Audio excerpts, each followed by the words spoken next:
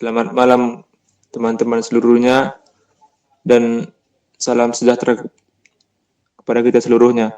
Di sini kami kelompok 4 ingin mempresentasikan hasil diskusi kami tentang materi turunan. Sebelum kami mulai presentasi kami, izinkan kami memperkenalkan diri kami. Saya pemateri 1 Roland Anugrah Tanggang, pemateri 2 dan 5 Firda Nabila, dan pemateri 3 dan 4 Anissa Aulia Lutfiana. Sebelumnya kita masuk ke konsep dasar turunan terlebih dahulu. Turunan adalah suatu konsep dalam matematika yang mengukur bagaimana suatu fungsi berubah seiring dengan perubahan nilai input atau variabel.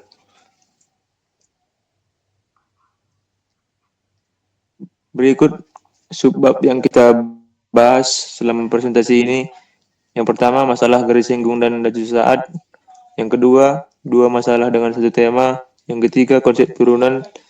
Yang keempat, aturan pencarian turunan. Dan kelima, turunan fungsi trigonometri. Baik, kita akan masuk ke subbab pertama, yaitu masalah garis singgung dan laju sesaat. Garis singgung adalah garis yang menyentuh kurva di satu titik dan memiliki kemiringan yang sama dengan kurva di titik tersebut. Laju sesaat itu merupakan laju perubahan suatu besaran pada saat tertentu. Kita ingat persamaan garis singgung dengan gradien M dengan melalui titik AB, yaitu Y kurang B sama dengan M X kurang A.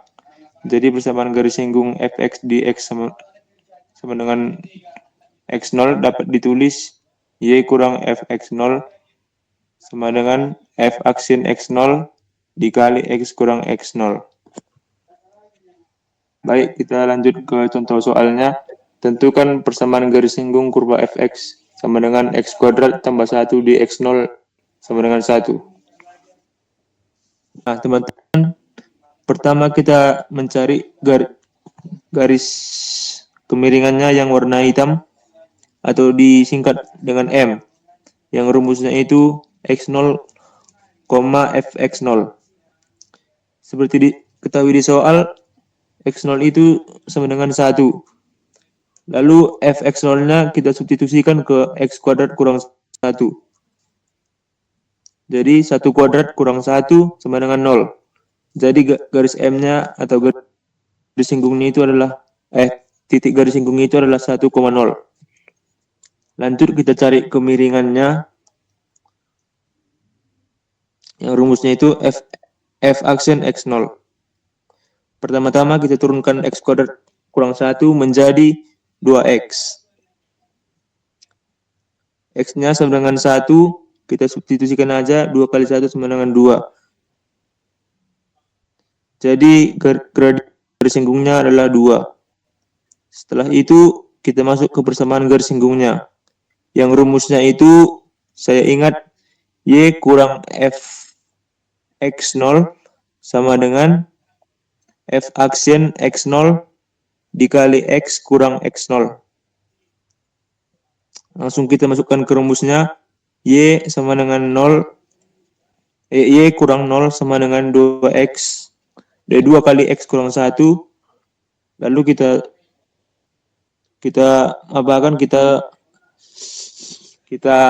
tukar-tukar posisinya, y sama dengan 2 kali x kurang 1, lalu kita kalikan ke dalam, y sama dengan 2x kurang 2. Lalu kita gambarkan garisnya itu, persamaan garisnya itu sama dengan y sama dengan 2x kurang 2. Sekian materi dari saya, terima kasih.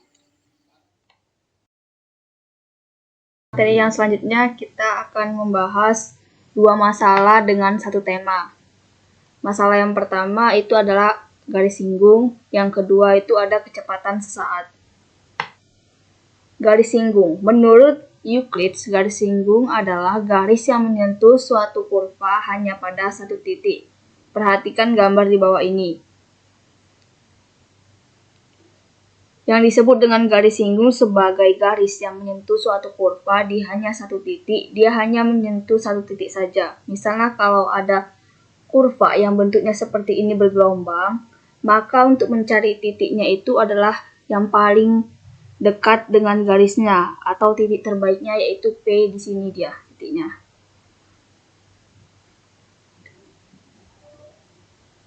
Kemudian perbedaan antara garis tali busur dengan garis singgung adalah kalau dia garis tali busur yaitu garis yang memotong titik P dan titik Q, sedangkan garis singgung adalah garis yang hanya memotong titik P saja. Perhatikan konsep untuk menyimpulkan rumus garis tali busur dan garis singgung. Di sini kita perhatikan bahwa untuk mencari garis singgung dia membentuk sebuah segitiga, di mana inilah yang nantinya akan dipakai untuk rumus-rumus turunan selanjutnya. Makanya dia menggunakan konsep limit. Karena yang dicari adalah sisi miring, maka menggunakan aturan tangen, yaitu rumus tangen sisi depan per sisi samping. Maka rumus untuk menentukan garis tali busur atau garis sekan yaitu M sekan, M ini gradien, F kali C tambah H kurang FC per H. Kemudian rumus menentukan garis singgung atau garis tangen yaitu M tangen, limit H menuju 0, M sekan sama dengan limit H menuju 0 FC tambah H kurang FC per H.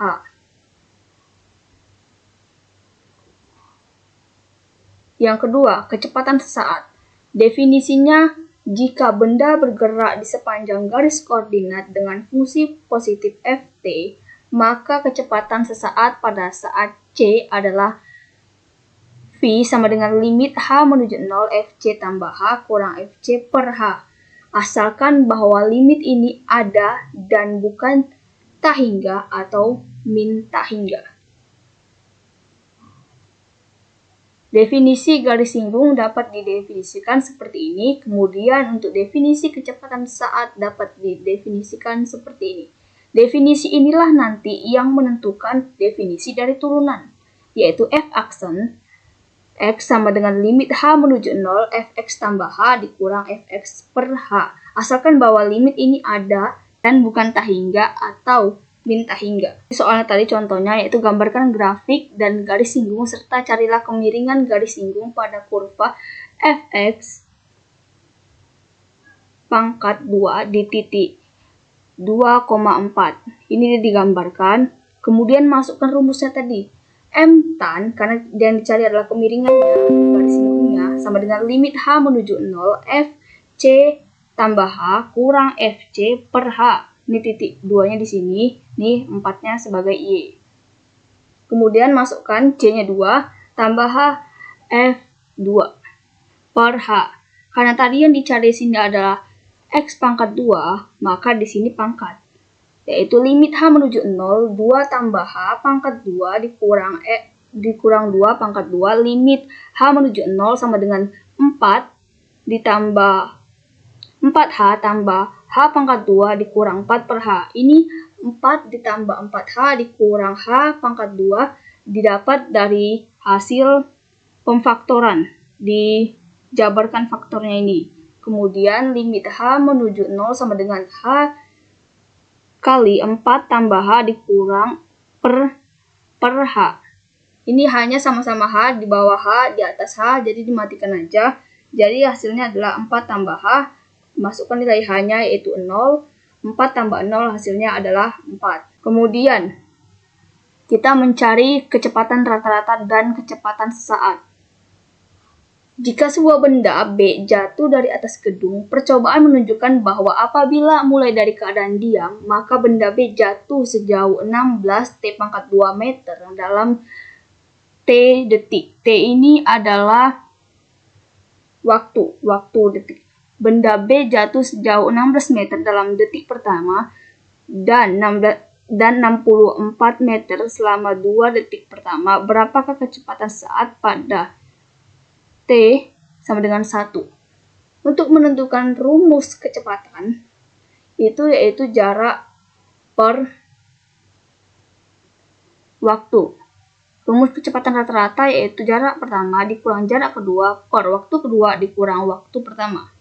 Jadi, Kita tinggal masuk aja waktu keduanya, yaitu 64 dikurang 16 per 2 dikurang 1 sama dengan 48 meter per detik. Selama interval waktu, misalkan kita mencari sampai interval waktunya 1,5.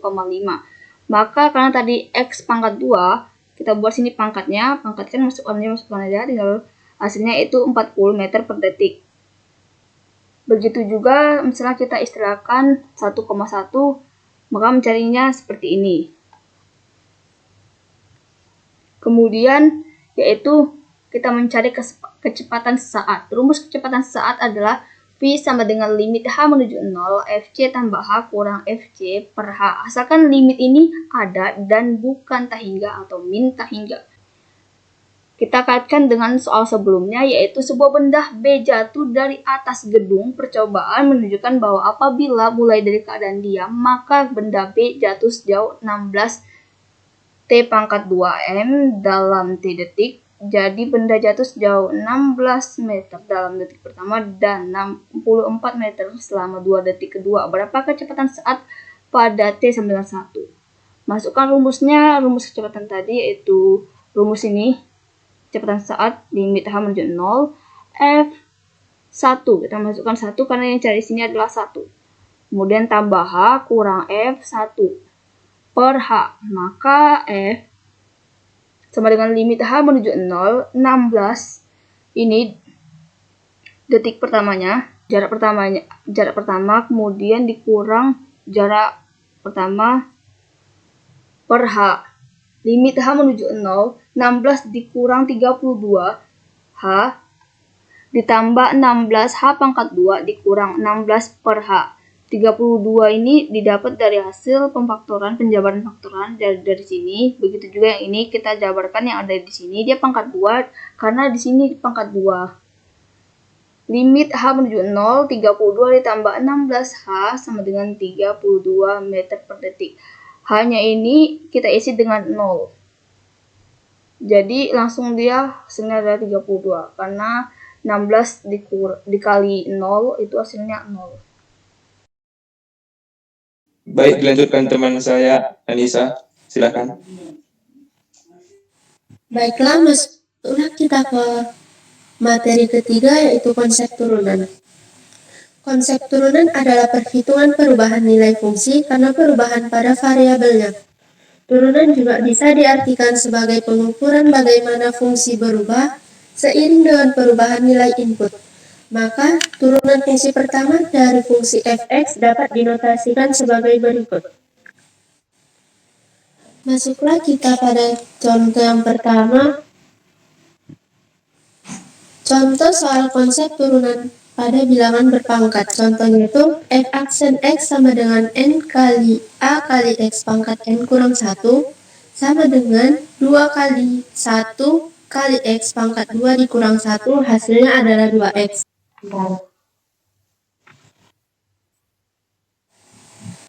Contoh konsep turunan yang kedua adalah fx sama dengan 2 dikurang 3, 2x ditambah 1, ux sama dengan 4x pangkat 3 dikurang 3, turunan dari u aksen x sama dengan 12x pangkat 2, x sama dengan 2x pangkat 2 ditambah 1, turunan dari v aksen x sama dengan 4. Baiklah, kita pada rumusnya, v aksen x sama dengan u aksen x dikali Vx tambah V aksen X dikali Ux 12 X pangkat 2, 2X pangkat 2 ditambah 1 ditambah 4X, 4X pangkat 3 dikurang 1. Lalu dengan 24X pangkat 4 ditambah 12X pangkat 2 tambah 16X pangkat 4 dikurang 12. Hasilnya adalah 40 pangkat 4 ditambah 12x dikurang 12x. Contoh ketiga yaitu jika diketahui gx sama dengan x pangkat 2 ditambah 2x dikurang 1 per 5x kurang 2, berarti X sama dengan X pangkat 2 ditambah 2X tambah 1 turun dari U aksen X sama dengan 2X tambah 2.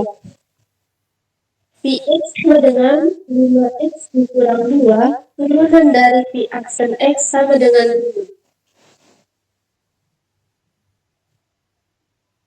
X aksen X sama dengan U aksen X Px dikurang P aksen X kali U kali X per F dikali X pangkat 2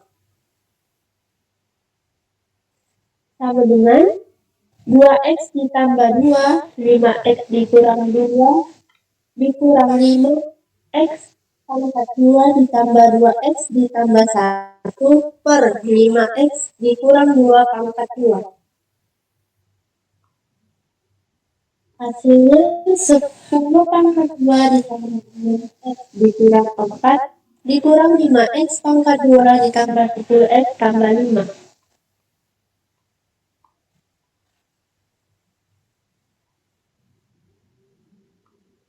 Maka dihasilkan 5X pangkat 2 dikurang 4X dikurang 9 per 25X pangkat 2 dikurang 20X ditambah. Setelah kita materi yang keempat, yaitu aturan pencarian turunan. Aturan pencarian turunan adalah proses pencarian turunan suatu fungsi langsung menggunakan definisi turunan, yaitu menyusun hasil bagian dari fungsi. Rumusnya yaitu fx tambah h dikurang fx per h. Contohnya 1 pada aturan fungsi konstanta. Fx sama dengan 5, turunan dari f aksen x sama dengan 0. Yang kedua, fx sama dengan 2, turunan dari f aksen x sama dengan 0. Yang ketiga, fx sama dengan 5, turunan dari f aksen x sama dengan 0. Nah, yang kedua, pada aturan fungsi. Jika fx sama dengan x, maka f aksen sama dengan 1. Contohnya, fx sama dengan x, turunan dari p aksen x sama dengan 1. Yang ketiga, aturan fungsi pangkat. Jika fx sama dengan x aksen dengan n bilangan bulat positif, maka f aksen x sama dengan n kali x pangkat n dikurang 1. Contohnya yaitu yang pertama, fx sama dengan x pangkat 6, aturan turunan dari p aksen x sama dengan 5x pangkat 5 dikurang 1, hasilnya 5x 4. Baiklah, untuk materi yang kelima yaitu turunan fungsi trigonometri. Turunan fungsi trigonometri sering dikaitkan dengan yang namanya sin, cos, tan, sekan, kosekan, dan kotangent.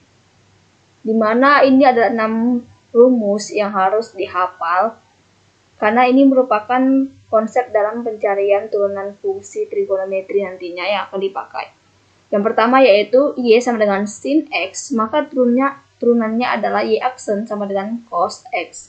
Yang kedua yaitu y sama dengan cos x, turunannya yaitu y aksen sama dengan min sin x. Yang ketiga, y sama dengan tan x, turunannya yaitu y aksen sekan pangkat 2x.